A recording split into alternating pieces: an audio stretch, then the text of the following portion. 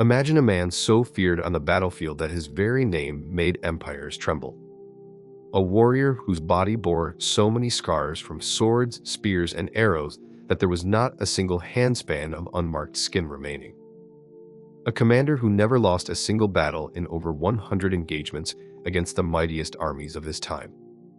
Yet this same man, as death approached him, wept bitterly and cried out in anguish. Not from pain, but from disappointment. You see, he was dying peacefully in his bed, and for a warrior like him, this was the cruelest fate imaginable.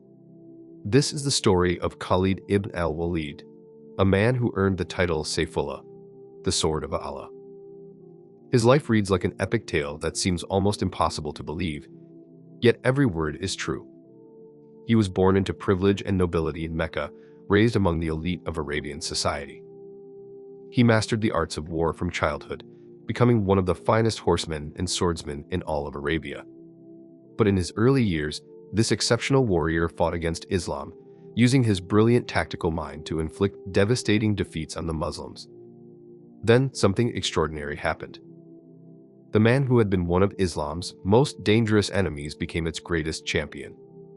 The transformation was so complete, so profound, that the Prophet Muhammad himself gave Khalid a new name, declaring him to be a sword in the hand of Allah. From that moment forward, Khalid ibn al-Walid became unstoppable. He would go on to save the Muslim community from the brink of destruction, crush rebellions that threatened to tear apart the young Islamic State, and lead armies that conquered two of the world's greatest empires. But Khalid's story is not just about military victories and strategic brilliance. It is about a man torn between two worlds, struggling with his conscience, and ultimately finding his true purpose. It is about loyalty tested to its limits, about glory and dismissal, about a warrior's relentless pursuit of martyrdom that would forever elude him. It is about the price of leadership and the weight of legend. Tonight, as you drift towards sleep, let me take you on a journey back 14 centuries to the deserts of Arabia, the fertile lands of Iraq, and the ancient cities of Syria. Let me tell you of battles where 3,000 Muslims faced armies 100,000 strong. Let me describe the night when 9 swords broke in one man's hand as he fought with such fury that even his enemies stood in awe. Let me share the final words of a dying warrior who conquered empires, but could never conquer his own desire for martyrdom. This is not just history. This is the story of Khalid ibn al-Walid, and it begins in the golden sands of Mecca, where a child was born into a family destined to shape the fate of nations. The year was around 592 in the Common Era, and Mecca stood as the beating heart of Arabian trade and culture. Into this world came a boy named Khalid, born to one of the most powerful families in all of Arabia. His father was al-Walid ibn al-Mughira, the chief of the Banu Makhzum clan, a man so respected and influential that people called him al-Wahid, meaning the unique one. The Makhzum were not just any tribe, they were the military aristocrats of Mecca, responsible for matters of war and the bearing of arms. They were the warriors, the cavalry, the protectors of the city. Khalid's mother was Lubaba al-Sugra, a woman from the nomadic Banu Hilal tribe, and through her, Khalid would gain an intimate familiarity with the Bedouin way of life that would later serve him so well in his military campaigns. Interestingly, his maternal aunt Maymuna would later become one of the wives of Prophet Muhammad, creating a family connection that neither side could have anticipated in those early years. Following the ancient customs of Mecca's nobility, the infant Khalid was sent to live with a Bedouin family in the desert. This was not abandonment, but rather a privilege reserved for the wealthy. The harsh desert environment was believed to build strength and resilience, while the clean, dry air of the wilderness was thought healthier than the crowded streets of Mecca. There, nursed by a robust Bedouin woman, young Khalid would spend his first years learning to endure the extremes of desert life, where temperatures could soar to unbearable heights during the day and plummet to bitter cold at night. At the age of 5 or 6, Khalid returned to his family in Mecca. His father, intensely focused on raising a son worthy of their noble lineage, immediately began his education in the ways of Arabian nobility. But this was no ordinary schooling. Khalid's father believed that true nobility came not from lineage alone, but from excellence in the arts of war, from courage displayed on the battlefield, and from the generosity and honor that defined Arabian chivalry. The training was rigorous and began at dawn. Khalid learned to ride horses before most children his age could walk steadily. But it was not enough to simply ride a trained mount. He was given young, unbroken colts, wild and spirited, and he had to learn to break them himself, to train them into perfectly obedient war horses that would not shy from the clash of battle. The Banu Makhzum were renowned as among the finest horsemen in Arabia, and Khalid was expected to excel even among this elite. Hour after hour, day after day, young Khalid practiced. He learned to mount a horse at full gallop, to turn and wheel with perfect precision, to charge and retreat in coordinated movements. He mastered the art of fighting from horseback, wielding weapons while controlling his mount with his knees alone. But horses were not the only animals he needed to master. In Arabia, both horses and camels were essential for warfare. The horse was for fighting, quick and agile in battle. The camel was for long marches across the desert, able to carry heavy loads and survive for days without water. Khalid became equally skilled with both. The weapons training was just as intensive. He learned every weapon known to Arabian warfare. The spear for thrusting at close range, the lance for charging on horseback, the bow and arrow for striking from a distance, the shield for defense, and above all, the sword. The sword was considered the weapon of true warriors, the weapon of honor and chivalry. In close combat, when you could see the whites of your enemy's eyes, when your survival depended entirely on your strength, skill, and courage, the sword was supreme. Khalid developed a natural gift for sword fighting, and the lance became his favorite weapon when mounted. But physical training was only part of his education. His father instilled in him the values that defined Arabian nobility: courage in the face of danger, never showing fear even when outnumbered, generosity to friends and strangers alike, loyalty to one's clan and allies, and an intense pride in his lineage. Khalid was taught that he came from a line of great warriors and leaders, and that he carried the weight of that legacy on his shoulders. As Khalid grew into adolescence, his natural abilities became increasingly apparent. He was tall, eventually growing to over 6 feet, which was quite exceptional for his time. His shoulders broadened, his chest expanded, and his body developed the lean, muscular build of a natural athlete. His beard grew full and thick, adding to his imposing presence. Stories tell us that as a wrestler, he was nearly unbeatable, combining technical skill with enormous strength. One tale even mentions that in his youth, he wrestled with Umar ibn al-Khattab, who would later become the second Caliph of Islam. In that match, Khalid reportedly defeated Umar so soundly that he broke his leg. By the time Khalid reached manhood, he had become one of the most admired figures in Mecca. He was everything Arabian society valued: a superb horseman, a skilled fighter with all weapons, a wrestler of great renown, and a man of imposing physical presence and forceful personality. The military leadership of the Banu Makhzum naturally looked to him as one of their rising stars. Yet for all his accomplishments, Khalid lived in a time of tremendous change and tension. A man named Muhammad ibn Abdullah, a distant relative from the Banu Hashim clan, had begun preaching a new message in Mecca. This Muhammad claimed to be a prophet of the one true God, calling people to abandon their ancestral gods and idols, to recognize Allah alone as worthy of worship. He spoke of equality before God, of accountability in an afterlife, of social justice and care for the poor and orphaned. This message threatened everything the Meccan elite held dear. Mecca's power and wealth came largely from its position as a center of pilgrimage, where Arabs from across the peninsula came to worship at the Kaaba and the numerous idols housed there. If people abandoned these gods, what would become of Mecca's prosperity? Moreover, Muhammad's message of equality challenged the rigid social hierarchy that placed the noble families like the Makhzum at the top. Khalid's father, al-Walid ibn al-Mughira, was among the fiercest opponents of this new religion. The Makhzum clan as a whole stood strongly against Islam. One of Khalid's cousins was Amr ibn Hisham, better known to history by the derisive nickname Abu Jahl, meaning father of ignorance. Abu Jahl became one of the most vocal and violent opponents of Muhammad and his followers, organizing boycotts and persecutions against the Muslims. Khalid, loyal to his family and his clan, naturally sided with the opponents of Islam. He saw Muhammad's message as a threat to the Meccan way of life, to the traditions and gods of his ancestors, to the social order that had served his family so well. When tensions finally erupted into open warfare, Khalid would be there, fighting for Mecca against the Muslims. But he could never have imagined that the very skills his father had so carefully cultivated in him would one day be turned to the service of the faith he now opposed. The stage was set for confrontation.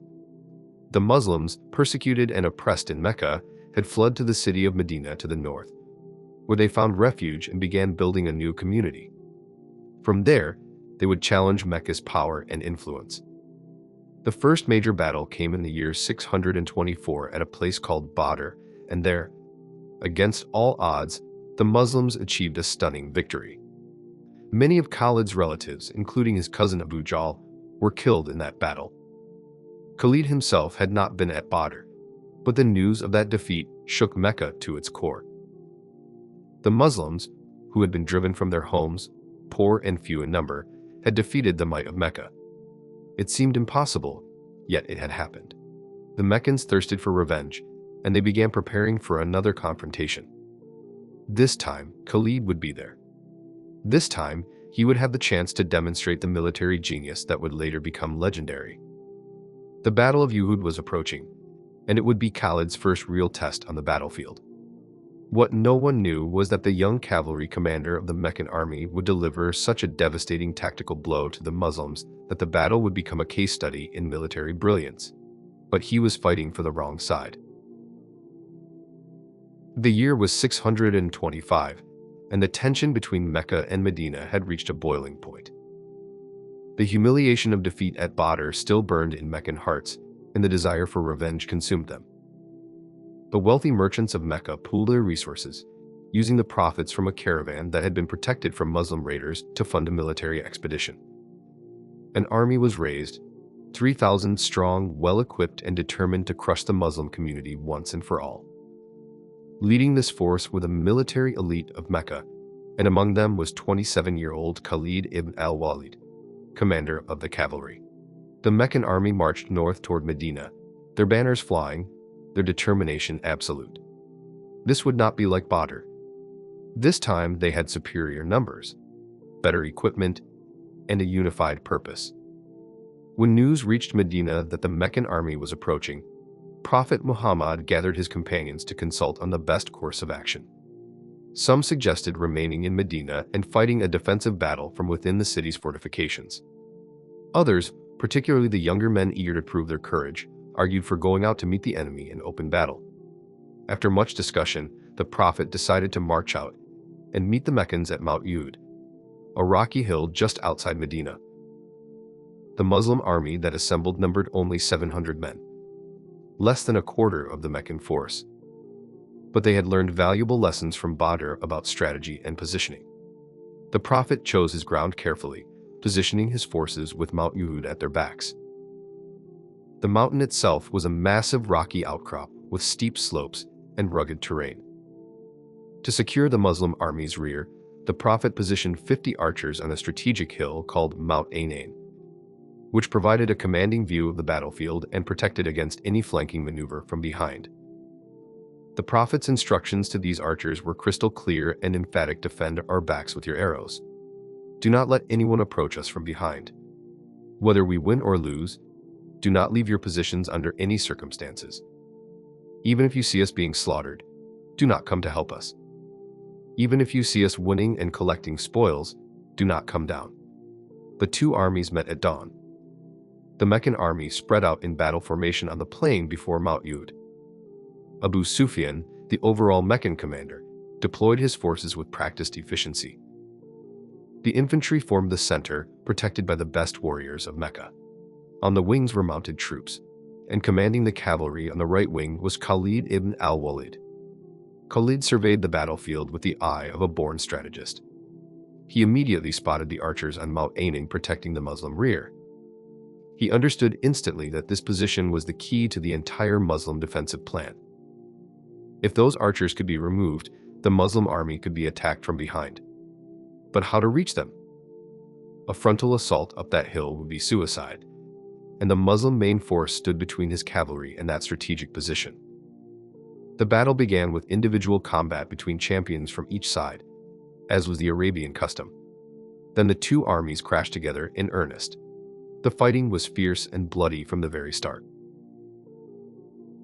The Muslims, remembering their victory at Badr and fighting to defend their homes and faith, pushed forward with tremendous determination.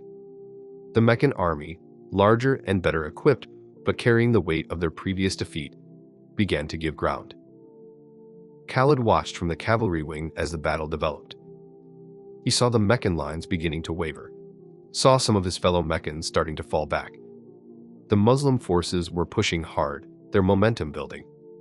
For a lesser commander, this might have been cause for panic or hasty action. But Khalid kept his head. He was waiting, watching, looking for his opportunity. Then it came. As the Meccans fell back, the Muslim warriors, sensing victory, surged forward. They began to penetrate into the Meccan camp itself, where the baggage and supplies were kept. Some Muslims, believing the battle was won, began to collect spoils of war. And then, disastrously, the archers on Mount Enain made a fatal decision. Seeing their fellow Muslims apparently victorious in gathering spoils, and perhaps eager to get their share, the archers abandoned their position. Despite the Prophet's explicit orders never to leave their post under any circumstances, the majority of the 50 archers descended from the hill. Only their commander and a handful of men remained, too few to effectively defend the position. Khalid saw it happen. In an instant, he recognized that the moment he had been waiting for had arrived. Without hesitation, he wheeled his cavalry away from the main battle and led them at full gallop around Mount Enain. The few remaining archers tried to stop them, but they were quickly overwhelmed. Khalid's horsemen swept up and over the hill and came thundering down on the unprotected rear of the Muslim army. The impact was devastating. Muslims who moments before had been celebrating what they thought was victory now found themselves attacked from behind. Panic spread through their ranks. The careful formation that Prophet Muhammad had established disintegrated into chaos. Warriors who had been facing one direction suddenly found enemies on all sides.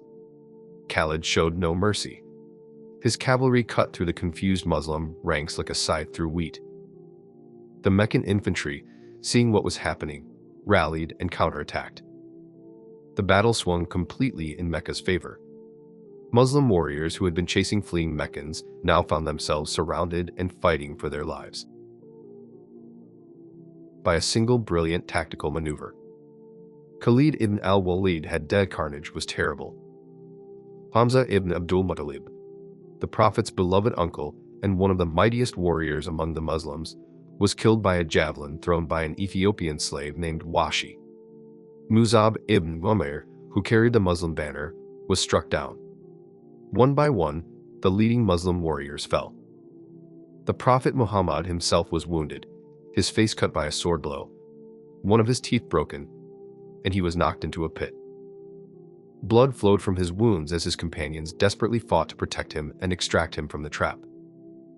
The Muslims had no choice but to retreat up the slopes of Mount Uhud, using the rocky terrain to protect themselves from Khalid's cavalry. From a seeming victory, they had been plunged into a desperate struggle for survival. 70 Muslim warriors lay dead on the battlefield, compared to only 22 Meccans. It was a crushing defeat snatched from the jaws of victory demonstrated that he possessed something rare and precious: the ability to read a battle, to identify the critical moment, and to act decisively. His cavalry charge at Uhud would be studied for centuries as an example of perfect tactical timing and execution. He had achieved exactly what he set out to do, exploiting a weakness in the enemy's position with devastating effect. Yet something unexpected happened to Khalid after the battle. As the Meccans prepared to return home, Khalid remained on the battlefield, looking at what had transpired. He saw how the Muslims had fought, saw their dedication even in defeat. He saw how they treated their dead with respect and honor. And then he learned something that disturbed him deeply. Some of the Meccans, in their rage and desire for revenge, had mutilated the bodies of the Muslim dead. Hind bint Utbah, the wife of Abu Sufyan, had cut open the body of Hamza and even chewed on his liver in her hatred. When Khalid saw this, something stirred within him. He had fought to defend Mecca's honor, but there was no honor in mutilating the dead. He later said, "I received my brother unharmed from them, but we cannot even endure their dead with dignity." More troubling for Khalid was what he had witnessed of the Muslims themselves. They had not broken, even in defeat. They had protected their prophet to the death. They fought with a conviction and unity of purpose that he had never seen before.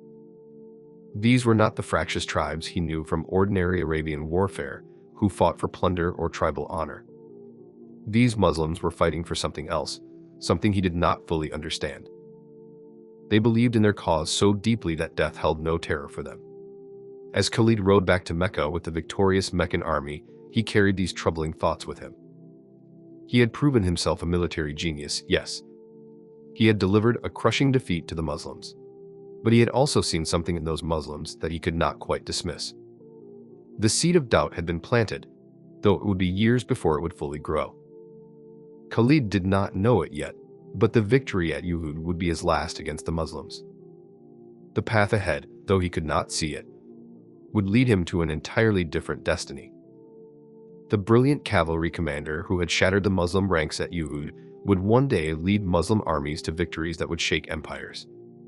But first, he would have to cross a bridge from one world to another, and that crossing would be among the most difficult journeys of his life. In the years following the Battle of Uhud, Khalid Ibn al-Walid found himself at a crossroads, though he did not yet fully realize it. The conflict between Mecca and Medina continued, but its nature was changing. The Muslims were not going away. Instead, they were growing stronger, more organized, more influential. Khalid's personal life became complicated in ways he could never have anticipated. His brother, Walid ibn al-Walid, had been captured by the Muslims at the Battle of Badr. Khalid, desperate to secure his brother's release, traveled to Medina to pay the ransom. What Khalid did not expect was what had happened to his brother during his captivity.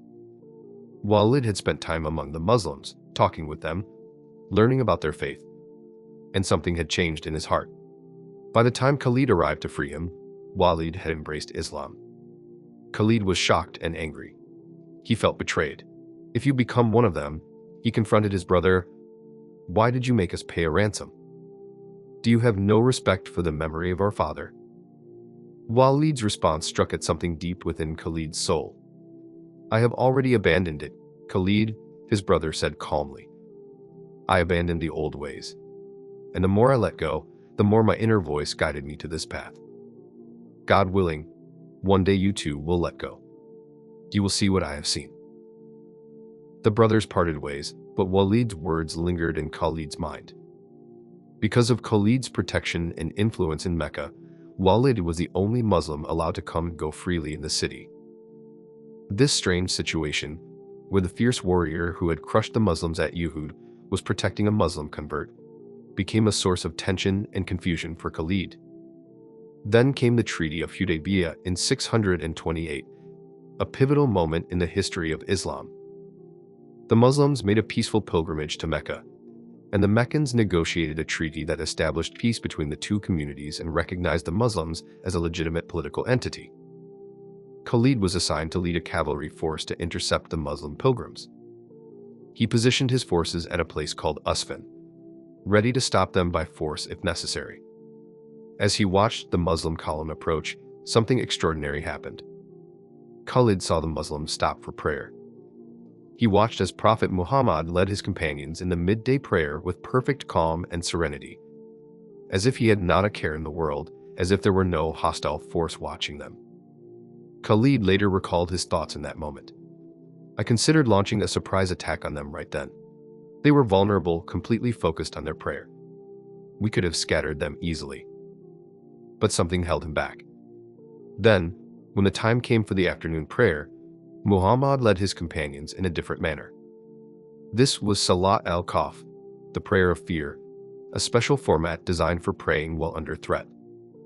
"This affected me deeply," Khalid would later say. I thought to myself, this man must be under Allah's protection. He knew what was in our hearts. How else could he have known to prepare his people? It was a small moment, but it planted something in Khalid's mind. Khalid found himself increasingly isolated. Many of his fellow Meccans were beginning to see the writing on the wall. More and more people were converting to Islam. The economic and political pressure on Mecca was becoming unbearable. But more than politics or economics, something deeper troubled Khalid. Alone at night, no matter how far from Mecca he traveled, he could not escape his thoughts. The truth he had been avoiding was forcing itself upon him. He had fought Muhammad from the very beginning. And yet, everything he had done had ultimately failed. The Muslims kept growing stronger. And deep in his heart, if he was honest with himself, he knew why. One night, Khalid spoke aloud to a companion. I have been fighting Muhammad from the very beginning, but in doing so, I lost my brother first, and now my faith. It was an admission of something profound. He was beginning to lose faith in his own cause. Then came a letter from his brother Walid. In it, Walid wrote that Prophet Muhammad had asked about Khalid, wondering when this skilled warrior would finally recognize the truth. The Prophet had said, Allah will bring him. How strange it is for someone like Khalid, someone with his intelligence and capability, not to know Islam. Walid's letter continued. I wish you could show your courage and valor on the side of the Muslims against the idolaters. This would be so much better for you, my brother. You have missed many opportunities. Do not miss what awaits you now. The letter hit Khalid like a thunderbolt. He realized that all his life, he had prided himself on his intelligence, his strategic thinking, his ability to see what others missed on the battlefield. Yet here was something crucial, something fundamental, that he had been blind to. The Prophet himself recognized Khalid's abilities and wanted him on the side of truth. Khalid made his decision. The idea of embracing Islam had matured within him. Nurtured by years of observation, by his brother's faith, by witnessing the Muslims' dedication and sincerity, and by his own growing conviction that what Muhammad preached was true. But deciding to convert was one thing. Actually taking that step was another. Khalid knew that his conversion would shock Mecca, would be seen as betrayal by many, would change his life irrevocably. First, he approached Safwan ibn Umayyah, one of his friends in Mecca, inviting him to join his journey to Islam. Safwan refused.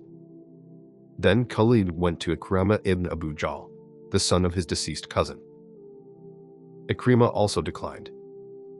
Finally, Khalid approached Uthman ibn Talha, the keeper of the keys to the Kaaba.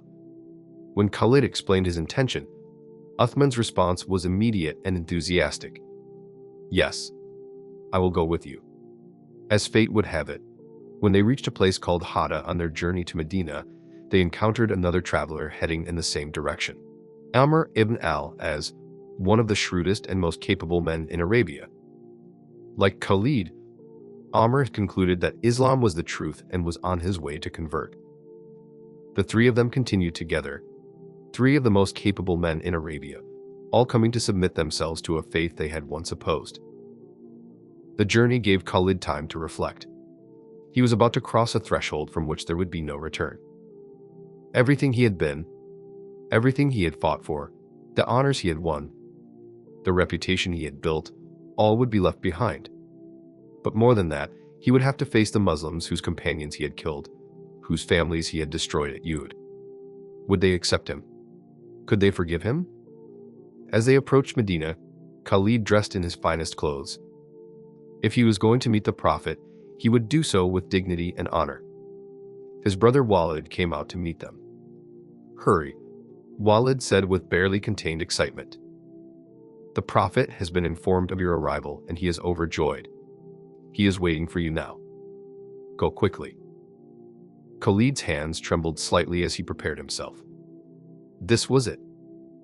The moment that would define the rest of his life. He took a deep breath, gathered his courage, and walked forward to meet his destiny.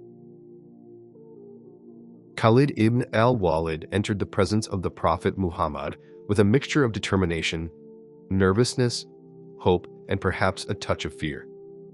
This was the man he had fought against, the man whose followers he had killed. Yet this was also the man his brother revered, the man whose message had conquered his own doubts. As Khalid approached, he could see the Prophet's face break into a smile. "Have you not come too late, Khalid?" the Prophet said gently, but there was no reproach in his voice, only warmth. "We have been waiting for you for so long, because you are a man of great potential and faith. Your intelligence and capability should have brought you to this truth much sooner." Khalid felt the tension drain from his shoulders at those words. The Prophet was not angry with him. He was welcoming him. "Here I am, O Prophet of Allah," Khalid replied simply. "I have come to you." The Prophet's next words would echo through the centuries.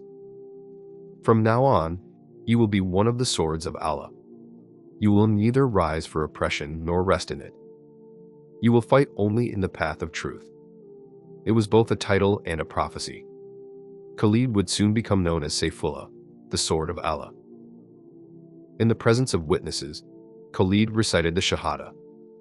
"I bear witness that there is no God but Allah, and I bear witness that Muhammad is the messenger of Allah." With those words, everything changed. But Khalid's past weighed heavily on him. All the things he had done, all the Muslims he had killed, how could these be forgiven? "O Prophet," he said, his voice thick with emotion, "I ask you to pray to Allah for the forgiveness of my past sins." The Prophet's response was immediate and filled with mercy. Islam erases all sins committed before it.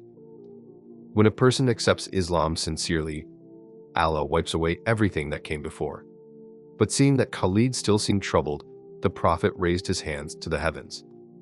"O Allah, forgive Khalid for all the sins he committed while striving to turn people away from your path. Accept him into your mercy." Tears streamed down Khalid's face as he heard those words. The weight of years, the burden of his opposition to the truth, the guilt over those he had harmed, all of it seemed to lift. He was starting anew. The slate was clean. Khalid's conversion took place in May or June of 629. He settled in Medina, living among the Muslims he had once fought. It must have been strange for both sides. The Muslims knew who Khalid was, knew what he had done at Uhud. Yet the Prophet welcomed him, and so they welcomed him too. Khalid quickly adapted to his new life. He learned the prayers, the obligations of his new faith, the way Muslims conducted themselves. In a symbolic gesture, Khalid brought his sword to the Prophet, offering it to him. This was the sword that had struck down Muslims at Uhud. Perhaps he thought the Prophet would tell him to put it aside. But the Prophet looked at the sword, then at Khalid and said, "This sword has served against Islam until now. From this moment on, your sword is needed for Islam. You are a warrior, Khalid. That is what Allah has made you, and that is how you will serve him. Take your sword and use it in his path." It was a profound moment. Khalid would not have to become someone he was not.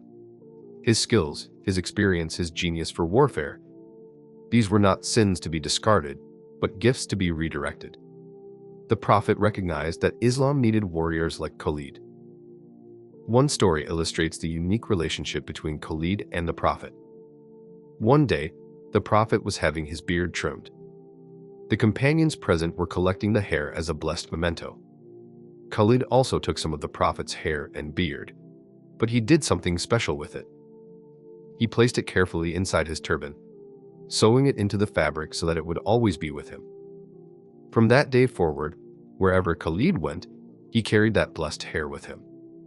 In every battle, it was there under his turban. Khalid believed deeply that his hair brought him Allah's blessings in battle. Years later, he would sometimes remove his turban, show the hair sewn inside, and say, "I achieved victory because of this." Khalid made a request regarding this hair. "When I die, place these hairs under my tongue and in my eyes, so that I may appear before Allah with the blessed hair and beard Muhammad upon me." It was a touching gesture from a hardened warrior. The Prophet began sending Khalid on military expeditions. These were carefully planned operations with clear objectives and strict rules. Khalid learned these rules and internalized them. He was being transformed not just in belief but in character.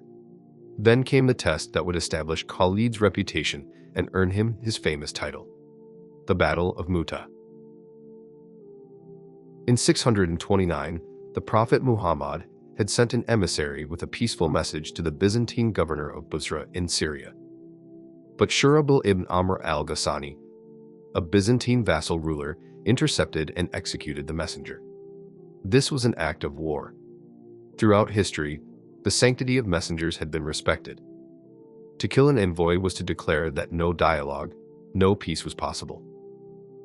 The Prophet assembled an army of 3,000 men, an enormous force by early Islamic standards.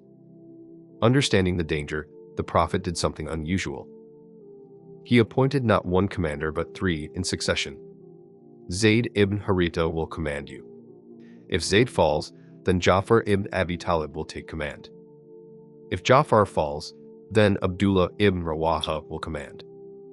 Khalid was part of this army but not given the command. He was still new to Islam. He would fight as an ordinary soldier, albeit one whose skills were well known. As they traveled north, intelligence reports became increasingly alarming. The Byzantine Emperor Heraclius had assembled a massive army. Reports mentioned 100,000 Byzantine soldiers, plus another 100,000 recruited from Christian Arab tribes.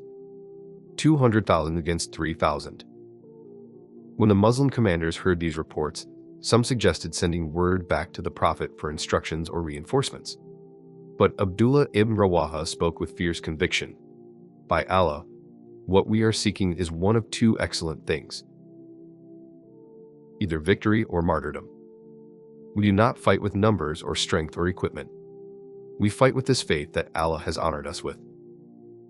The Muslim army continued until they reached Mu'tah, near the Dead Sea.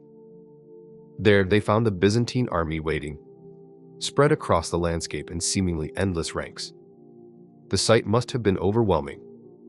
The battle began, and the Muslim commanders showed extraordinary courage.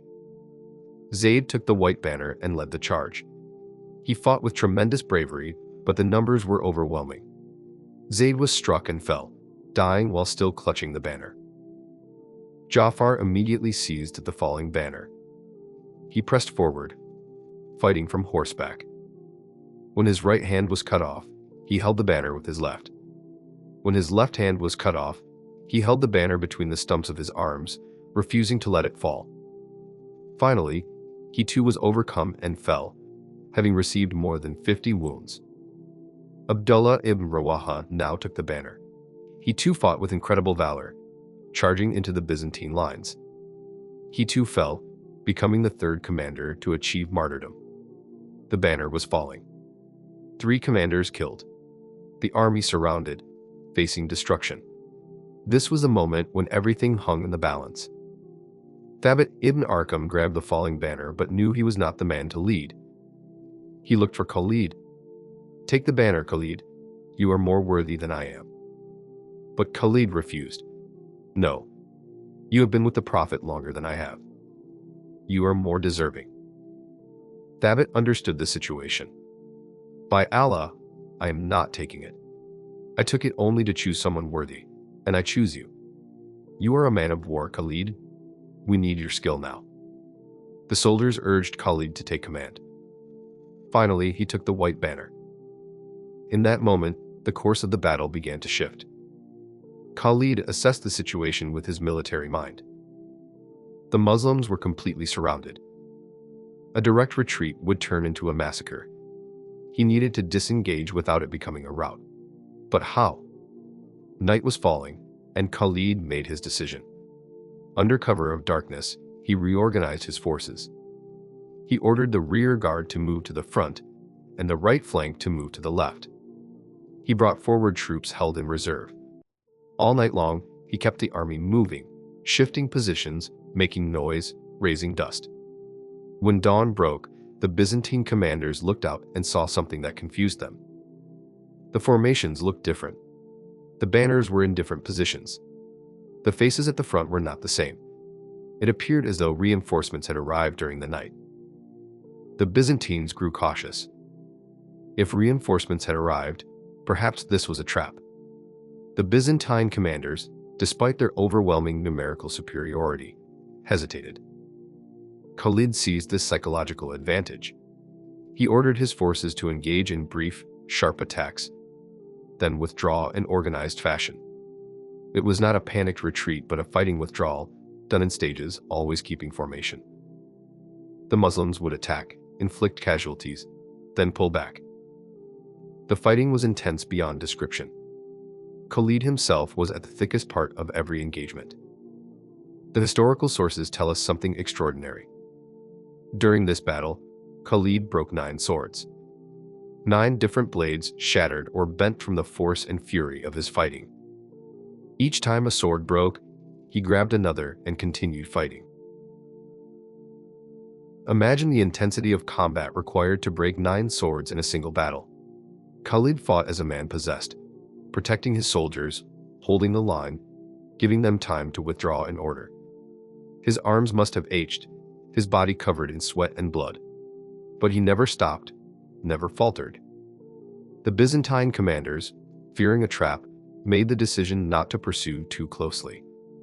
They had achieved their objective of driving the Muslims away. To chase them into the heart of the Arabian desert might lead to disaster. Over several days, Khalid continued this strategic retreat, constantly maneuvering, keeping his forces organized. What could have been complete annihilation had become survival. Out of 3,000 men, only 12 had been killed. Given the impossible odds they had faced, this was nothing short of miraculous. When the army returned to Medina, some people criticized them. "You fled from the enemy." It was a harsh judgment. But the Prophet silenced these critics immediately. "No," he said firmly. "They are not those who fled. They are those who will return to fight again." Then the Prophet spoke words that would define Khalid forever. "You are Sayfullah, the sword of Allah. And a sword does not break or flee, it only strikes." From that moment forward, Khalid was known as Sayfullah. The Prophet had seen in Khalid's performance something extraordinary. Khalid had saved the Muslim army from destruction against impossible odds. This was not the work of an ordinary commander. This was the work of someone chosen by Allah for a special role. For Khalid himself, Mutah was transformative. He had proven himself not just to the Prophet and the Muslim community, but to himself. He was no longer the Meccan cavalry commander who had won glory at Uhud. He was something new, something greater. He was a Muslim warrior, fighting for a cause far bigger than himself, capable of achieving the seemingly impossible. But Mutah was just the beginning. The sword of Allah had been unsheathed, and it would not be returned to its scabbard for many years to come. The year 632 brought a catastrophe that shook the Muslim world to its foundations. The Prophet Muhammad fell ill and passed away. The grief was overwhelming. Some companions literally could not believe it. It took the calm wisdom of Abu Bakr to restore reason. "Whoever worshipped Muhammad, know that Muhammad has died. But whoever worships Allah, know that Allah is alive and never dies." Abu Bakr was chosen as the first Caliph. But if the Muslims thought the death of their prophet was their greatest trial, they were mistaken. Across the Arabian Peninsula, tribes that had submitted to Islam began to reconsider their allegiance. Some apostatized completely. Others refused to pay zakat. Still others followed false prophets, most notably Musaylima al-Kadhab, Musaylima the liar. The unity that Prophet Muhammad had so carefully built was disintegrating. The vast majority of Arabia was in rebellion. Only Mecca, Medina, and Taif remained firmly loyal. Many companions advised Abu Bakr to be lenient, to compromise. But Abu Bakr was adamant. "By Allah, if they refuse to pay me even a rope that they used to pay to the messenger of Allah, I will fight them for it." Abu Bakr understood this was about the integrity of Islam itself. If people could pick and choose which parts of the religion to follow, Islam would fragment into 1,000 interpretations. Abu Bakr organized 11 separate military expeditions, and for the most dangerous missions, he appointed Khalid as supreme commander. Khalid's first major campaign targeted the powerful tribes of Najd in central Arabia. The fighting was brutal. These were not foreign enemies but fellow Arabs. But Khalid showed no hesitation. He struck hard and fast, defeating each rebel group before they could unite. At the Battle of Buzaka, Khalid faced Talaya ibn Walid, a false prophet with a large following. Khalid's tactical brilliance won the day, forcing Talaya to flee. After subduing Central Arabia, Khalid received orders to march to Yamama, where he would face his greatest challenge: Musaylima and his massive army. Musaylima had convinced much of the powerful Banu Hanifa tribe to follow him. He had gathered an army estimated at 40,000 men. When Khalid arrived, he took command of all Muslim forces, combining them into a single army. Even combined, the Muslims were outnumbered, about 13,000 against 40,000. But Khalid had learned from every battle. He understood tactics and psychology. He knew how to inspire his men to believe they could achieve the impossible. The Battle of Yamama, in December 632, would become one of the bloodiest battles in early Islamic history. Khalid arranged his forces carefully, placing experienced warriors in key positions. He addressed his troops, reminding them they were fighting for Islam's survival. The fighting was ferocious beyond anything the Muslims had experienced. Musaylima's forces fought with desperate courage. The Muslims fought with equal intensity. The battle swayed back and forth. At one point, Musaylima's forces pushed the Muslims back, and it seemed they might break. But Khalid rallied his troops, reorganized his lines, and launched a counterattack. The fighting grew so intense that it became known as the Battle of the Garden of Death, because the final stages of combat took place in a walled garden, where Musaylima's forces had retreated. The Muslim warriors fought their way into this garden. The fighting inside was claustrophobic and brutal, with no room for tactics, just raw courage and strength. Many prominent companions were killed in this fighting. Finally, Washi ibn Harb, the same man who had killed Hamza at Uhud, took aim at Musaylima with his javelin. The javelin struck Musaylima, and moments later, another companion struck him with a sword. The false prophet fell dead, and with his death, the resistance collapsed. The Battle of Yamama was a victory, but it came at enormous cost. Over 700 Muslims were killed, including 70 memorizers of the Quran. This massive loss led directly to the decision to compile the Quran into written form. For Khalid, Yamama was perhaps his hardest-won victory. The enemy had been formidable, the casualties heavy, the outcome uncertain until the very end. But he had prevailed. The Ridda Wars continued for several more months, but with Musaylima defeated, the outcome was no longer in doubt. By the end of 633, Arabia was once again united under Islam. Through all these campaigns, Khalid had demonstrated strategic vision, endurance, leadership, and ruthlessness when necessary. Abu Bakr recognized all of this. The sword of Allah had proven indispensable. And now, with Arabia secured, Abu Bakr's thoughts turned outward. To the north lay Iraq, controlled by Persia. To the northwest lay Syria, part of the Byzantine Empire. These empires had long dominated the Middle East. They were about to learn how wrong they were to underestimate the Arabs. Abu Bakr sent orders to Khalid: march on Iraq. With the Ridda Wars concluded, Caliph Abu Bakr launched military campaigns against the Persian and Byzantine empires. The decision was audacious. These were superpowers with centuries of military tradition. Yet Abu Bakr saw an opportunity. Both empires had exhausted themselves in a long, brutal war. Their borderlands were vulnerable. Khalid arrived in southern Iraq in 633, leading an army of 18,000 men. His first target was Hira, an important trading center. Before reaching Hira, Khalid fought a series of battles demonstrating his evolving mastery of warfare. At the Battle of Chains, the Persians had chained every 10th man to his neighbor to prevent retreat. Khalid saw this as a tactical weakness. Chained men could not maneuver. He ordered his forces to focus attacks on the chained soldiers, and the Persian lines collapsed. At the Battle of Uhud, Khalid executed one of his most brilliant tactical maneuvers. Facing a force that significantly outnumbered his own, he employed a double envelopment tactic. He arranged his center to be deliberately weak, inviting the Persian army to push forward. Meanwhile, his cavalry wings held back. When the Persians committed fully to their center attack, Khalid's cavalry swept around both flanks, enveloping the entire Persian army. The result was complete destruction.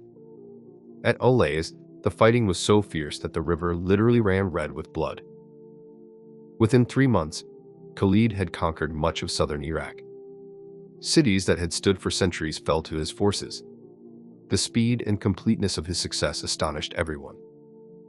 But then, in the midst of this victorious campaign, Khalid received urgent orders from Abu Bakr.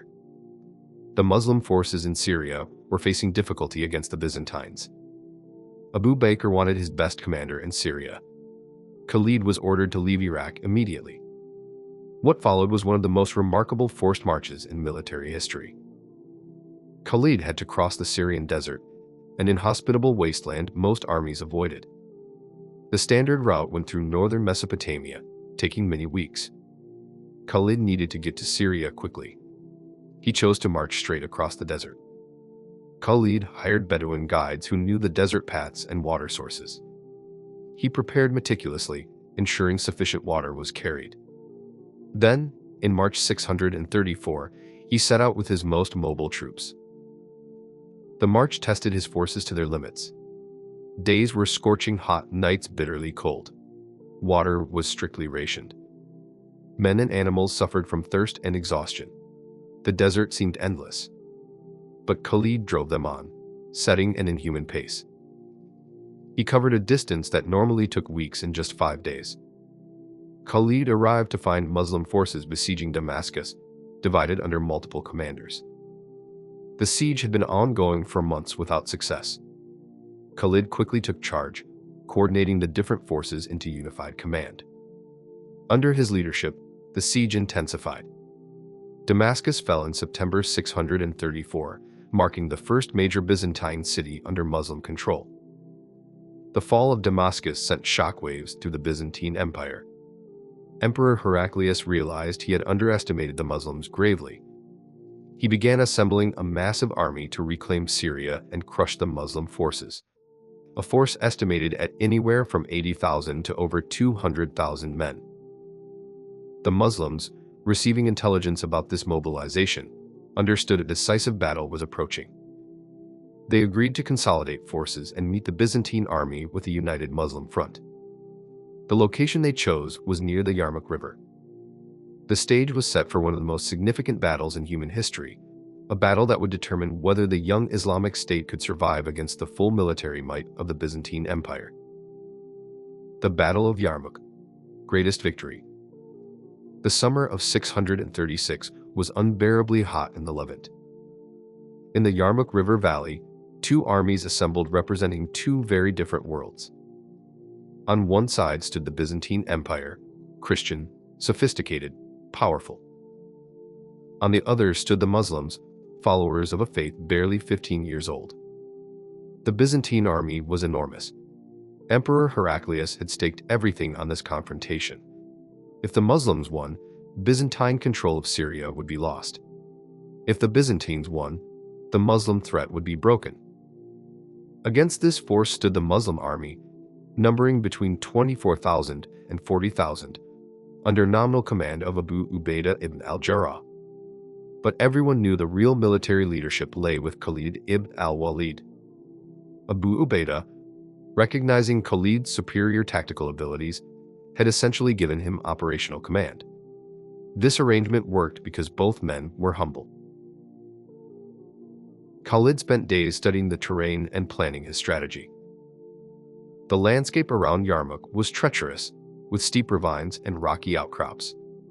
Behind the Muslim positions was a deep gorge that would make retreat almost impossible.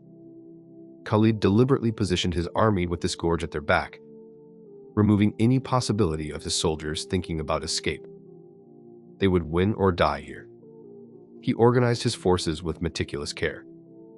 The army was divided into 4 main corps: But Khalid kept a mobile reserve under his personal command, a cavalry force that could strike at critical moments wherever needed. This mobile reserve would prove key to victory. Khalid also created a special force of women warriors, led by his wife Khalid bint al-Azwar and others. These women were positioned behind the main lines with instructions. If any Muslim soldier tried to retreat, they were to drive him back into battle. There would be no fleeing from this field. The Battle of Yarmouk began as a series of skirmishes over several days. The Byzantines, confident in their superior numbers and equipment, pressed forward.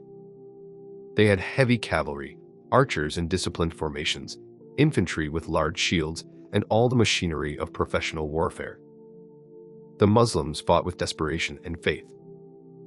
They knew the odds against them. They knew that if they lost, the young Islamic State might not survive. But they believed they were fighting for truth, that Allah was with them. This belief gave them psychological strength the Byzantines could not match. On the first days of major fighting, the Byzantines launched heavy assaults on Muslim positions. The fighting was fierce, with both sides suffering casualties.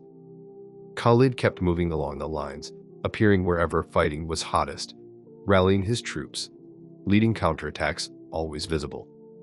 His presence seemed to be everywhere at once. As days of battle wore on, a pattern emerged. The Byzantines would attack with superior numbers, pushing the Muslims back. But each time they seemed on the verge of breaking through, Khalid would appear with his mobile reserve, striking at Byzantine flanks or reinforcing weak points. The Byzantine commanders grew frustrated. They could not predict where Khalid would strike next. On the sixth day, the fighting reached its climax. The Byzantines launched a massive coordinated assault across the entire front, committing reserve forces determined to break the Muslim lines. The pressure was enormous. In several places, the Muslim lines began to buckle.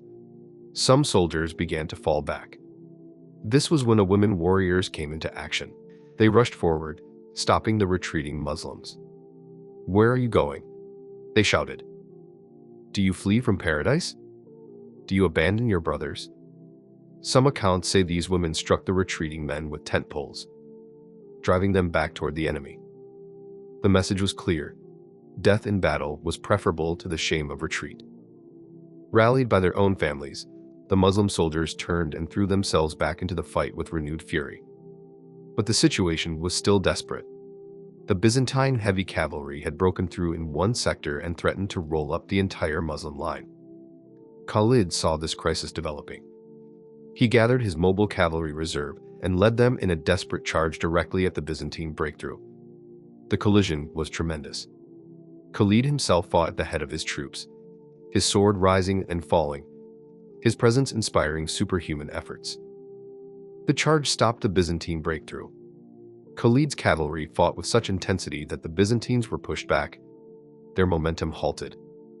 But Khalid knew defensive fighting could not continue. He needed to seize the initiative. As evening approached on this sixth day, Khalid made a bold decision. He had noticed that the Byzantine commanders seemed in disagreement, that their coordination was not perfect. Internal politics were affecting the Byzantines. That night, as both sides rested, Khalid developed his plan for the next day. He would not wait for the Byzantines to attack. He would strike first, hard and fast, targeting the Byzantine command structure. If he could kill or capture the enemy commanders, the Byzantine army might collapse into confusion. The seventh day began not with a Byzantine attack but with a Muslim offensive. Khalid had reorganized his forces overnight, concentrating his best cavalry for a single massive strike. At dawn, he led this force in a charge directly at the Byzantine center, where the enemy commanders were positioned. The Byzantine forces, expecting to be the attackers, were caught off balance. Khalid's cavalry smashed through their forward lines like a spear thrust. The shock threw the Byzantine battle plan into disarray. Khalid pressed deeper, fighting his way toward the Byzantine command tent. The Byzantine commanders called for their guards to protect them. A desperate melee erupted around the command area. Khalid himself engaged in single combat with several Byzantine champions. The accounts describe his sword moving so fast it seemed like a blur. The dust was thick, the fighting chaotic. Men fought and died in close quarters. Theodore Tritherius, the Byzantine supreme commander, was wounded in this melee. Other Byzantine generals were killed or forced to flee. The command structure of the Byzantine army began to disintegrate. Orders could not be transmitted. Units stopped receiving direction. The well-organized Byzantine battle plan collapsed. Seeing their commanders falling, seeing the Muslims attacking with such ferocity despite being outnumbered, many Byzantine soldiers began to waver. The Christian Arab contingents were first to break. They knew the terrain, knew that staying in a lost battle meant death, and they began to withdraw. Once retreat began, it spread like contagion through the Byzantine army. What started as organized withdrawal quickly degenerated into a rout. Byzantine soldiers threw down their heavy shields and armor to run faster. They scrambled toward narrow paths leading out of the valley, creating bottlenecks where thousands jammed together, vulnerable and panicked. Khalid ordered his cavalry to pursue, and the pursuit turned into massacre. Thousands of Byzantine soldiers were cut down as they fled. Others, trying to escape across steep ravines, fell to their deaths. The Yarmouk River itself became choked with bodies. The Battle of Yarmouk lasted 6 days of fighting, but the final day's slaughter sealed the outcome. Estimates of Byzantine casualties vary wildly, from 40,000 to over 100,000 killed. The Muslims, while they had suffered significant casualties, perhaps 4,000 killed, had won one of the most decisive victories in military history. Emperor Heraclius, receiving the news, realized Syria was lost. He withdrew to Constantinople, reportedly saying farewell to Syria. "Peace be upon you, O Syria, what a beautiful land you are for the enemy." The Byzantine Empire would never recover these territories. For Khalid, Yarmouk represented the pinnacle of his military career. He had defeated a vastly superior force through superior tactics, leadership, and understanding of battlefield psychology. Military historians would study Yarmouk for centuries, recognizing it as a masterpiece of warfare. Following Yarmouk, Muslim armies swept through Syria, taking city after city. Jerusalem surrendered in 637. Within a generation of the Prophet's death, the Muslim community controlled territories stretching from Persia to North Africa. Khalid played a crucial role in many of these campaigns. But even as Muslims celebrated these victories, forces were already in motion that would lead to Khalid's dismissal from command. Khalid's very success, his towering reputation, was creating problems. Some Muslims began to attribute victories more to Khalid's genius than to Allah's help. They would say, "We won because Khalid is leading us," rather than "we won because Allah granted us victory." This was exactly the kind of thinking Islam warned against. Reports of this reached Umar ibn al-Khattab, who had become the second caliph after Abu Bakr's death in 634. Umar was a man of uncompromising principles, one who feared Allah deeply and was always vigilant against anything that might undermine pure monotheistic belief. When he heard that some Muslims were attributing victory to Khalid rather than to Allah, he became concerned this could lead to personality cult. There were other concerns. Khalid had been lavish in rewarding his soldiers and allies, sometimes distributing enormous sums without seeking prior approval from Medina. While this generosity kept his troops loyal, it troubled Umar, who believed wealth gained in conquests belonged to the entire Muslim community. In 638, in the middle of a military campaign, Khalid received a letter from Umar. The letter informed him he was being removed as supreme commander. Abu Ubaidah would now hold that position officially. The moment when Khalid received this letter has become legendary. He was in the midst of planning operations, surrounded by officers, when the messenger arrived. Khalid took the letter, read it, and placed it in his pocket without saying a word. He continued leading the campaign until it was successfully completed. Only after victory was secured did Khalid reveal the letter's contents. When the battle was over, Khalid went to Abu Ubaidah. He removed his armor and weapons and placed them before Abu Ubaidah. The Caliph has appointed you supreme commander. I serve under your authority now. Give your orders and I will obey." Abu Ubaidah was reportedly moved to tears by this gesture. He knew what this must have cost Khalid in terms of pride and prestige. Abu Ubaidah tried to soften the blow, but Khalid insisted on following Umar's directive to the letter. This reaction tells us much about Khalid's character. Despite his fierce reputation, he was capable of tremendous humility when it came to Islamic authority. He understood that Umar, as Caliph, had the right to make this decision. Khalid might have disagreed privately, might have felt hurt, but he would not rebel, would not cause discord. His loyalty to Islam was greater than his loyalty to his own status. Khalid continued to serve under Abu Ubaidah for about a year, fighting in various campaigns, always performing with distinction but no longer in overall command. Then Umar appointed him governor of Kinisrin in northern Syria. Khalid served in this role for a year, but it was clear he was miserable. Administration was not his calling. After a year, Khalid went to Umar and essentially resigned. "I am not suited to be a governor," he told the Caliph. "I am a man of war. Let me serve Islam in the way I was meant to serve." But Umar did not return him to military command. Khalid's active service to Islam was effectively over. Umar later explained publicly, "I did not dismiss Khalid because of wrongdoing. I dismissed him because people were becoming too attached to him. I wanted them to know that victory comes from Allah alone, not from any man." The last years of Khalid's life were spent in relative obscurity in the city of Homs in Syria. The man who had commanded armies, who had defeated 2 empires, who had never lost a battle, lived out his days away from the campaigns and conquests. One can only imagine how difficult this must have been to hear reports of new battles, new victories, and not be part of them.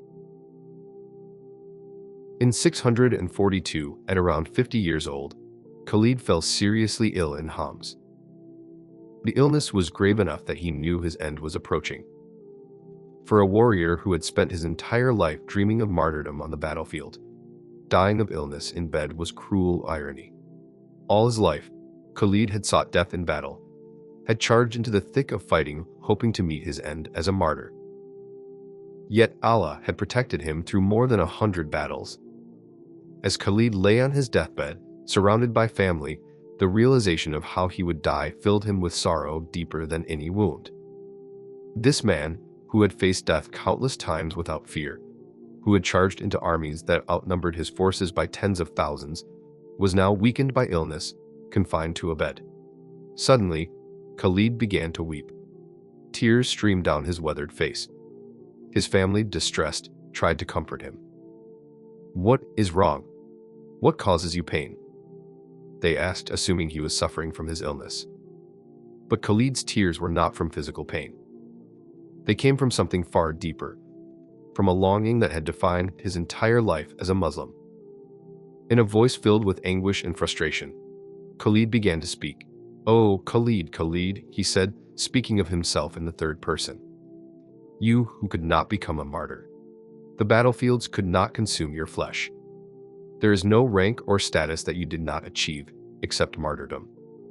There is not an inch of my body without a sword wound, an arrow scar, or a spear injury. Look at me. How can it be that someone who spent his life galloping through battlefields to spread Islam now ends his days in a bed?" The people around him were stunned into silence by the intensity of his emotion.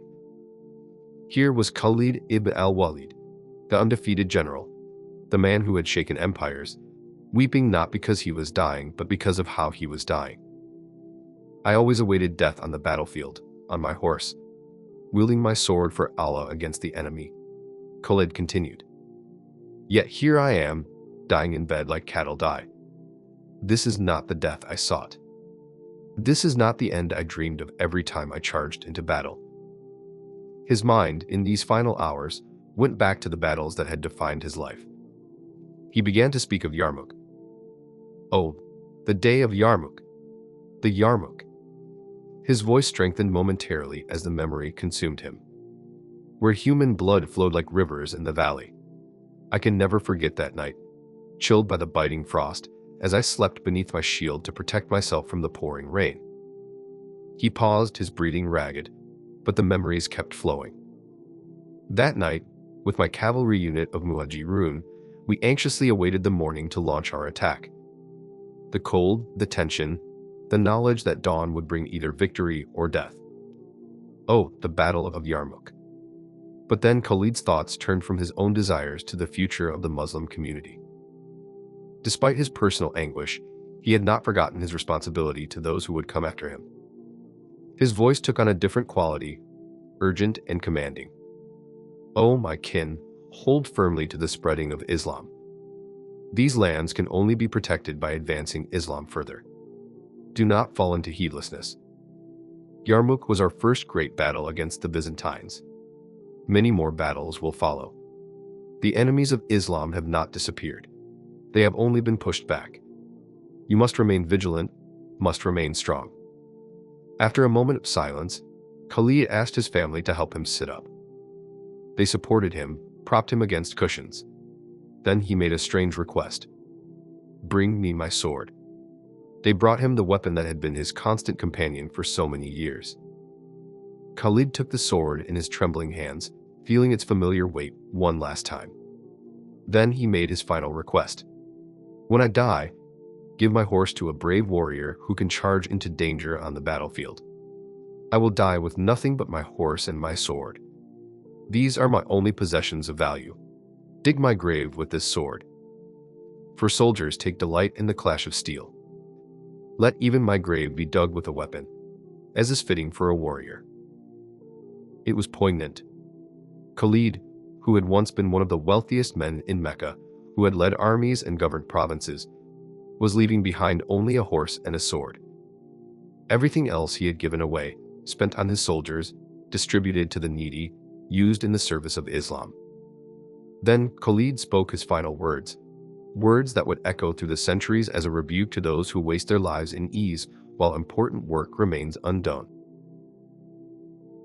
"May the homes of cowards be destroyed," he said, his voice gaining strength from passion. "May their faces never smile. While there is so much work to do, the cowards who waste their lives worrying about their homes, businesses, futures, and wealth, may sorrow always cloud their houses. May Allah not count me among those who chose comfort over struggle, who chose safety over sacrifice." It was harsh, but it came from a man who had lived the opposite. Khalid had never chosen the easy path, had never prioritized his own comfort or safety. He had given everything to the cause he believed in. Having said these words, having made his will and delivered his final message, Khalid seemed at peace. He leaned back against the cushions, his strength exhausted. His family gathered close, reciting verses of Quran, making supplications for his soul. Khalid's breathing became more labored, more shallow. With his last breath, he recited the Shahada. "I bear witness that there is no God but Allah, and I bear witness that Muhammad is the messenger of Allah." And then, Khalid ibn al-Walid, the sword of Allah, the undefeated general, the man who had changed the course of history, died. It was the year 642, approximately 18 years after his conversion to Islam. The news of Khalid's death spread quickly through Homs and then to the wider Muslim world. In Medina, Caliph Umar wept when he heard that Khalid had died. Despite their complicated relationship, Umar had never stopped respecting Khalid's service to Islam. "A hole has developed in the structure of Islam," Umar said when he learned of Khalid's death. It was recognition that someone irreplaceable had been lost, that there would never be another Khalid ibn al-Walid. Khalid was buried in Homs, in the city where he had spent his final years. His grave, according to his wishes, had been dug using his sword. He was laid to rest as a soldier, with his weapons beside him, and according to his instructions, under his tongue and in his eyes were placed the hairs of Prophet Muhammad that Khalid had cherished and carried with him throughout his campaigns. The funeral was attended by thousands who came to pay their respects to the fallen warrior. Many had never met Khalid personally, but had heard the stories, had been inspired by his example, had benefited from the security his conquests had brought. They came to say farewell to a legend. Khalid ibn al-Walid died in 642, but his impact on history was only beginning. The territories he conquered remained under Muslim control, forming the foundation for Islamic civilization's golden age. The military tactics he pioneered would be studied for centuries. The example of his transformation from enemy to champion would inspire countless others. To truly understand Khalid's legacy, we must consider what he accomplished in 18 years between his conversion and his death. When Khalid accepted Islam in 629, the Muslim community controlled only the Arabian Peninsula, and even that control was tenuous. By his death in 642, the Islamic State controlled Arabia, Syria, Palestine, and significant portions of Iraq and Persia. Consider the numbers. In over 100 battles and engagements, Khalid never suffered a defeat. This record is almost unprecedented in military history. Even the greatest generals, Alexander the Great, Julius Caesar, Napoleon, suffered setbacks, but Khalid's record remained unblemished. His tactical innovations were remarkable. The double envelopment at Walaja demonstrated sophisticated understanding of battlefield geometry. His use of mobile cavalry reserves at Yarmouk showed how a smaller, more flexible force could overcome a larger but less mobile enemy. His march across the Syrian desert proved that unconventional approaches could achieve strategic surprise. His fighting withdrawal at Mu'tah displayed the difficult art of turning near disaster into survival. But Khalid's legacy extends beyond tactical brilliance. He represented something profound about redemption and transformation. Here was a man who had been Islam's most effective enemy, who had personally killed Muslims at Uhud, who had fought against the Prophet himself. Yet when he recognized the truth, he embraced it completely. There was no halfway conversion. Khalid threw himself into his new faith with the same intensity he had shown in opposing it. This transformation offers a powerful message about the Islamic understanding of repentance and forgiveness. Islam teaches that no matter how far someone has strayed, no matter what sins they have committed, sincere repentance opens the door to Allah's mercy. Khalid embodied this principle. The Prophet did not hold Khalid's past against him. Instead, he recognized Khalid's potential and gave him opportunities to serve. The relationship between Khalid and the Prophet is particularly instructive. The Prophet could have been vengeful. He could have accepted Khalid's conversion but kept him at arm's length. Instead, the Prophet welcomed Khalid warmly, prayed for his forgiveness, and quickly put him in positions of responsibility. This was leadership of the highest order. Equally significant is Khalid's response to his dismissal by Umar. Despite having just won perhaps the greatest victory in early Islamic history at Yarmouk, despite his unmatched military record, Khalid accepted his removal without protest or rebellion. He continued to serve under Abu Ubaidah with the same dedication. When given a governorship, he tried his best despite it being unsuited to his talents. When that didn't work out, he accepted retirement rather than causing problems. This response demonstrates a crucial aspect of Islamic teaching about authority and unity. Personal pride, personal achievement, even personal genius must take second place to the unity and integrity of the Muslim community. Khalid could have rebelled.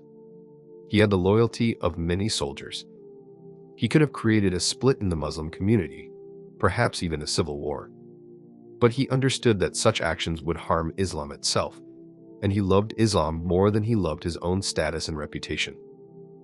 The contrast between Khalid's life before and after Islam is striking. Before Islam, he was a warrior fighting for tribal honor, for personal glory, for the defense of ancestral traditions. After accepting Islam, Khalid became a warrior fighting for a universal message, for the establishment of justice, for the spread of truth. His skills were the same, but the purpose behind them had been transformed. Khalid's famous lament on his deathbed, his wish for martyrdom, reflects deep spiritual yearning. In Islamic belief, martyrdom in the path of Allah is the highest honor. Khalid had sought this throughout his life as a Muslim. He had charged into battles where death seemed certain. Yet Allah had protected him through every battle. Some might see his death in bed as anticlimactic, but perhaps there is deeper wisdom in it. If Khalid had died in battle early in his career, the Muslim conquests might have taken a very different course. His survival through battle after battle allowed him to contribute far more than one act of martyrdom could have achieved. Allah knew what Islam needed from Khalid, and that was not a quick martyrdom, but years of service that would shape history. The historical sources preserve many stories about Khalid that reveal different aspects of his character. There are accounts of his generosity, how he would distribute wealth without thought for accumulating personal riches. There are stories of his courage, how he would always lead charges personally. There are records of his strategic thinking, how he would carefully study terrain and enemy dispositions. And there are accounts of his spirituality, his devotion to prayer, his love for the Prophet, his desire to please Allah in everything he did. One particularly touching story tells of how Khalid in his final years would sometimes sit alone at night, looking up at the stars, remembering the battles he had fought and the companions who had fallen. He would weep for those who had achieved martyrdom while he had been denied it. Yet in those same moments, he would thank Allah for allowing him to serve, for giving him the honor of fighting in Allah's path, for transforming him from an enemy of truth into its defender. Military historians who have studied Khalid's campaigns note several characteristics that set him apart. First, his ability to maintain army morale even in desperate situations. Time and again, Khalid faced circumstances where his forces were outnumbered, yet he inspired his troops to fight with determination that overcame the odds. Second, his adaptability to different types of warfare. Khalid fought in deserts, in fertile river valleys, in mountains, against tribal warriors and against professional imperial armies, and he proved effective in all circumstances.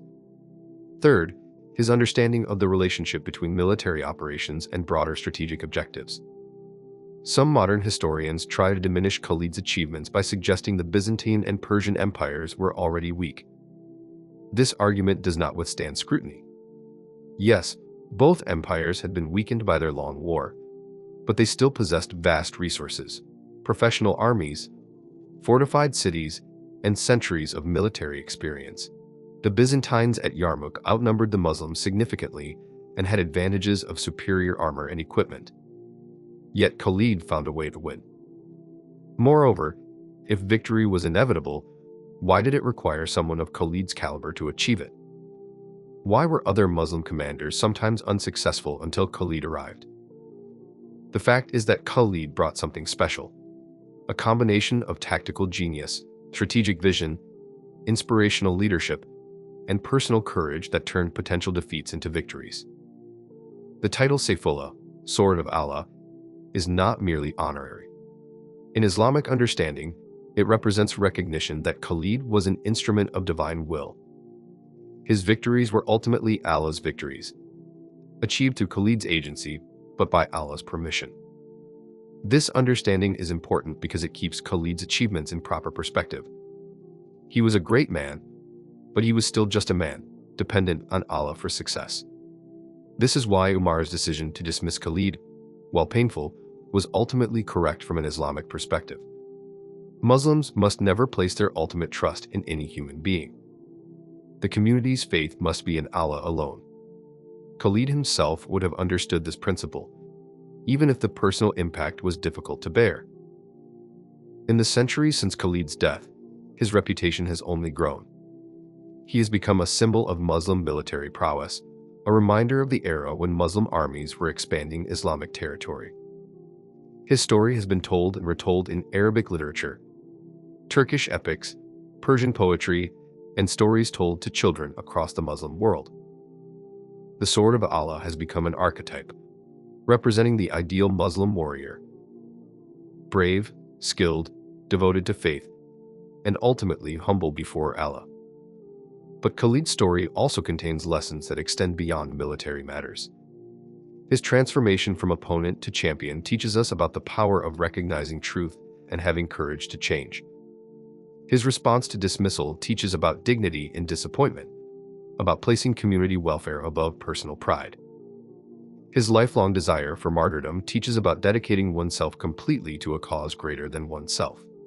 And his final words warn against complacency, against wasting lives in comfort, while important work remains undone.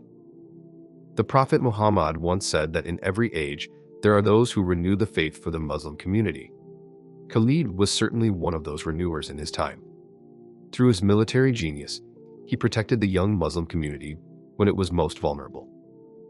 Through his conquests, he opened new territories where Islamic civilization could flourish. Through his example, he showed what was possible when faith, courage, and ability combined in one person dedicated to Allah's path. The historical sources preserve many stories about Khalid that reveal different aspects of his character. There are accounts of his generosity, how he would distribute wealth without thought for accumulating personal riches. There are stories of his courage, how he would always lead charges personally. There are records of his strategic thinking, how he would carefully study terrain and enemy dispositions.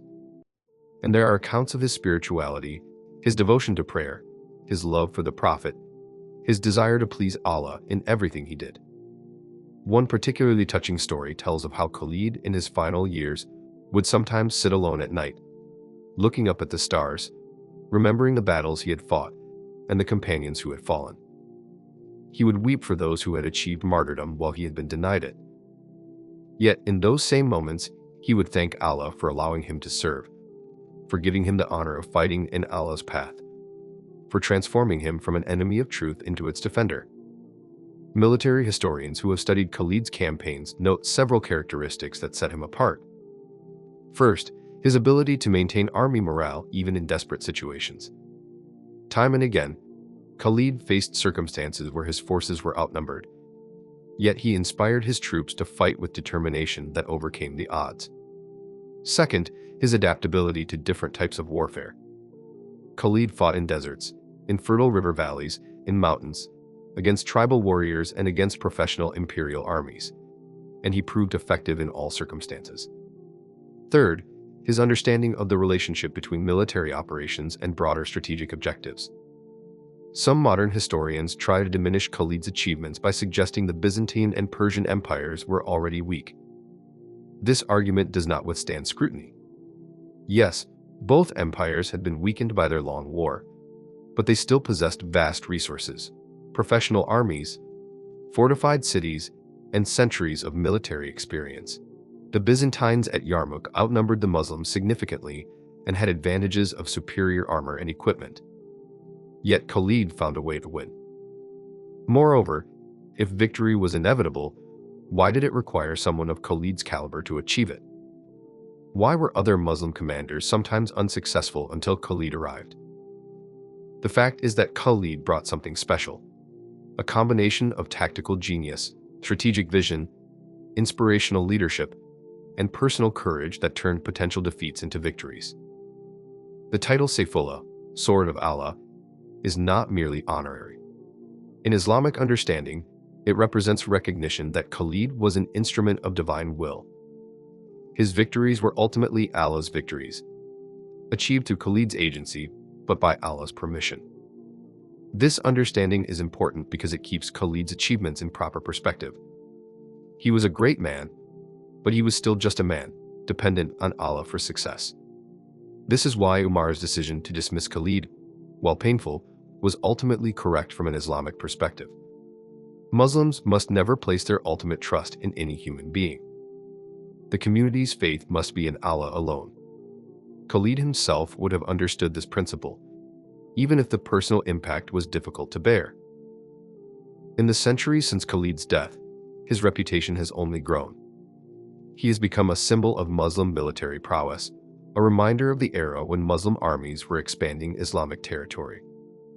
His story has been told and retold in Arabic literature, Turkish epics, Persian poetry, and stories told to children across the Muslim world. The Sword of Allah has become an archetype, representing the ideal Muslim warrior. Brave, skilled, devoted to faith, and ultimately humble before Allah. But Khalid's story also contains lessons that extend beyond military matters. His transformation from opponent to champion teaches us about the power of recognizing truth and having courage to change. His response to dismissal teaches about dignity in disappointment, about placing community welfare above personal pride. His lifelong desire for martyrdom teaches about dedicating oneself completely to a cause greater than oneself. And his final words warn against complacency, against wasting lives in comfort, while important work remains undone. The Prophet Muhammad once said that in every age, there are those who renew the faith for the Muslim community. Khalid was certainly one of those renewers in his time. Through his military genius, he protected the young Muslim community when it was most vulnerable. Through his conquests, he opened new territories where Islamic civilization could flourish. Through his example, he showed what was possible when faith, courage, and ability combined in one person dedicated to Allah's path.